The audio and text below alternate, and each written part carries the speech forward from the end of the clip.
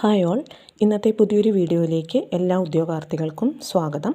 LDC എക്സാമിന് വേണ്ടി prepare ചെയ്യുന്ന ഉദ്യോഗാർത്ഥികൾക്കായി ഇന്നത്തെ ക്ലാസ്സിൽ നമ്മൾ പഠിക്കാൻ പോകുന്നത് നിവർത്തന പ്രക്ഷോഭത്തെക്കുറിച്ചാണ്.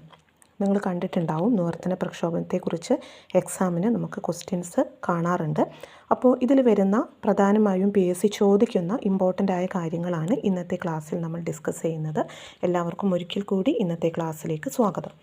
നിവർത്തന പ്രക്ഷോഭം സർക്കാർ ഉദ്യോഗങ്ങളിലും നിയമസഭയിലും ജനസംഖ്യ അനുപാതമായി സംവരണം വേണമെന്നാവശ്യപ്പെട്ട് ക്രിസ്ത്യൻ മുസ്ലിം ഈഴവ സമുദായക്കാർ 1932 ആരംഭിച്ച പ്രക്ഷോഭമാണ് നിവർത്തന പ്രക്ഷോഭം. നിവർത്തന പ്രക്ഷോഭത്തിനു പിന്നിൽ പ്രവർത്തിച്ച സംഘടനയാണ് അഖില തിരുവിതാംകൂർ സംയുക്ത രാഷ്ട്രീയ സമിതി. ഈ സമിതിയുടെ പ്രധാന നേതാക്കൾ C. കേശവൻ, NV ജോസഫ് എന്നിവരാണ്. നിവർത്തനം എന്ന വാക്കിൻ്റെ ഉപജ്ഞാതാവ് IC ചാക്കോ. കേരളത്തിൽ സാമുദായിക സംവരണം ലഭിക്കുന്നതിന് കാരണമായ പ്രക്ഷോഭമാണ് നിവർത്തന പ്രക്ഷോഭം. നിവർത്തന പ്രക്ഷോഭത്തിൻ്റെ മുഖപത്രമായി കണക്കാക്കപ്പെടുന്നത് കേരള കേസരി.